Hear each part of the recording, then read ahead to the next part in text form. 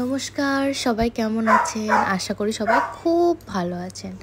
তো আজকের দিনটা ছিল জুনের 1 তারিখ, জামাই ষষ্ঠী। তো সকাল সকাল বেরিয়ে পড়েছি বাজার করতে। এবছর জামাই ষষ্ঠীটা আমার শ্বশুর বাড়িতেই হবে, কারণ আমার বর ছুটি পায়নি। তো ও দুপুরবেলা বলেছে আমি ম্যানেজ করে আসবো। দেন ভোরবেলা আমরা বেরিয়ে পড়েছি। এখন দেখুন সকাল 6টা বাজে, কিন্তু বাজারে কত ভিড়। আজকের দিনটা হাটবারও নয়, তাও কত ভিড়। মানে আমাদের এখানে পাণ্ডবেশ্বরে আমার শ্বশুর বাড়ি, তো এখানে হাট হয় সোমবার শুক্র। তো দেখুন আপনাদের সাথে গল্প করতে করতে চলে এলাম মাছের আড়তে। চলুন দেখা যাক কী কী মাছ পাওয়া যায় আজকে। ওই যে মাছ দাদা বসে আছে, দাদার ব্যবহার ভীষণ ভালো। এই যে 2 রকমের ইলিশ আছে, একটা 800 টাকা, একটা 1000 টাকা। তো আমি 1000 টাকার মধ্যেই দেখলাম, 2 কেজি মতো দাও। দেখি হয়ে গেছে, মাছ কিনে বাড়িও চলে এসেছি। তো মা বললো যে সুতোগুলো দে, আমি একটু হলুদ আর সিঁদুর দই ঠেকিয়ে ভিজিয়ে রাখি। মাকে দিলাম আর আমি আমার পুজো করতে লেগে গেলাম। পুজো সেরে যাব ষষ্ঠীতলায়, মায়ের সুতোগুলো পুজো করিয়ে আনবো। দেখুন গল্প করতে করতে আমার পুজোও হয়ে গেল। এই যে আমার গনু ভাই, সরস্বতী মা, এদিকে আমার গুরুদেব, আমার ভোলে বাবা, সবাই আছে, গোপাল, গীতা। আজ আমি গোপালকে একটা জিলিপিও দিয়েছি। এই যে মায়ের ষষ্ঠীর ষাটের যে ঘট, সেটাও আমি রেডি করে দিয়েছি। সব কিছু সেরে এবার রান্নার দিকে চলে এসেছি। ষষ্ঠী তো মায়ের, কিন্তু মা বললে একটু হেল্প করে দে, তাই চলে এলাম করতে। এবার করব চিংড়ি মাছের মালাইকারি। চিংড়ি মাছটাকে একটু নুন হলুদ দিয়ে মাখিয়ে রেখেছিলাম, দিয়ে তেলে ভেজে নিয়ে একটু গোটা গরম মশলা, একটু পেঁয়াজ বাটা, আদা রসুন বাটা, একটু নারকেলের মানে বেটে আর কি ছিটিয়ে নারকেলের দুধটা দিয়েছি, একটু মাখো মাখো করে বেটে নিয়েছি। তাই এই পাশে বসিয়ে দিয়েছি ইলিশ মাছ, একটু তেলের মধ্যে হলুদ আর নুন দিয়ে ইলিশ মাছটা সর্ষে দিয়ে ফুটতে বসিয়ে দিয়েছি। এদিকে আমার মালাইকারিও রেডি। এবার শুরু করে দেবো ভেটকির পাতুরি। ভেটকি মাছটাকে সর্ষে পোস্ত সব কিছু নুন হলুদ সব কিছু দিয়ে মাখিয়ে কলা পাতাগুলোকে ধুয়ে সেঁকে নিয়েছি। একটা করে ভেটকি দেবো, একটু সর্ষার তেল দিয়ে বেঁধে দেবো। এই করতে করতে বেজে গেল বেলা 2:30।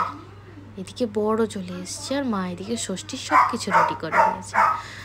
তো তখন আমিও একটু রেডি হয়ে নিলাম, আমার পুচকুকে একটু রেডি করে বসে গেলাম। আমি একটু বসলাম, আমার একটু ইচ্ছে হলো যে আমিও একটু বসি। দেখো মিশ্রি কিন্তু বেশ মজা নিচ্ছে জিনিসটা। আর মিশ্রি তখন হয়তো ভয়েসটা আমি দিতে পারিনি, ভীষণ ভয় পাচ্ছিল এই উলু দেওয়াটাকে। ও উলুকে ভীষণ ভয় পায়। এই ভয়েসটা দিতে দিতে হয়তো পাশে ভীষণ একটা মানুষের আওয়াজ পাচ্ছ, ওটা হচ্ছে আমার বাড়ির একটি পুচকু মেয়ে ওজি, একটা ল্যাব আছে, ও সারাদিন চিৎকার করে। দেখো এই করতে করতে মায়ের প্রায় হয়েই এসছে। এবারে দুপুরে খেতে টেতে দেবো। আমিও বসে আছি, যাক মা সুতো বেঁধে দিচ্ছে। ওই হলুদ কত জায়গায় যে লেগেছে।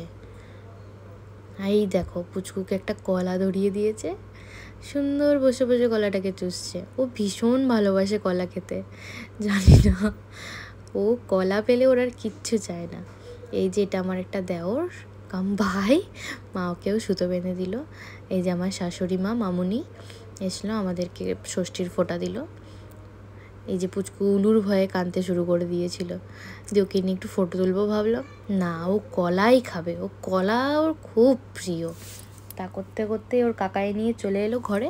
দেখো কাকাইয়ের সাথে সুন্দর বসে বসে খেলছে, সুন্দর, ওর কোনো কান্নাকাটি নেই। উলুটাতেই ওর একটু ভয়। এবার শুভ দিনে একটু উলু একটু শঙ্খ না পড়লে হয় বলুন। যাক কাকাইয়ের সাথে খেলতে খেলতে এদিকে আমি ভাতও বেড়ে দিয়েছি, আর একটা কেক অর্ডার দিয়েছিলাম। আমার একটা ফ্রেন্ড কেক বানায়, ভীষণ টেস্টি ওর কেক। তো ওর কাছ থেকে আমি প্রত্যেকটা ওকেশনে কেক অর্ডার দিই। 2 ভাইকে বসিয়ে দিয়েছি একদম ভাতের থালা নিয়ে, একজন কেক কাটছে। এই দেখুন উনি ওকে কি খাওয়াবে, নিজেই খেয়ে নিল। আসলে কেকটা সত্যিই খুব টেস্টি ছিল। তা করতে করতে এই দেখুন আমার মাথার ফুল ছিঁড়তে, আমার মাথার ফুলগুলো ওর কি জানি না, বাট ও ছিঁড়বে, মাথাটা ছেঁড়াই চাই। যাককে মাথার ফুল টুল তো ছিঁড়ে খুলেই ফেলে দিল। এরপর আমি ওকে নিয়ে বসে গেলাম ডিনার করাতে। আমি ওকে ডিনারটার চেষ্টা করি 8:30 থেকে 9টার মধ্যে দেওয়ার। আর ডিনারে ওকে আমি দিই কলা আর কুমড়ো আর গাজর আর কুমড়োটা একটু সেদ্ধ করে নিই, কলাটাকে ম্যাশ করে ওদের সাথে খাইয়ে দিই।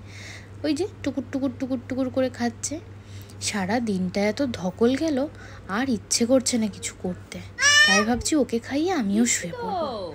আর রাত 12টা পেরোলেই আমার বার্থডে। জানি কিছু একটা সারপ্রাইজ সবাই মিলে প্ল্যান করছে, কিন্তু আমাকে বলেনি। তো চলুন দেখা যাক কী সারপ্রাইজ প্ল্যান করেছে সবাই মিলে। তা করতে করতে আমি ওকে খাইয়ে দিই। এই খাওয়াতে আমার 1 ঘন্টা লাগে।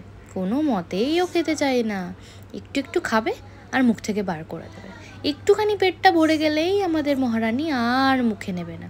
দেখুন ক্যামেরার দিকে হাঁ করে তাকিয়ে আছে। চলুন দেখা যাক কি হয়।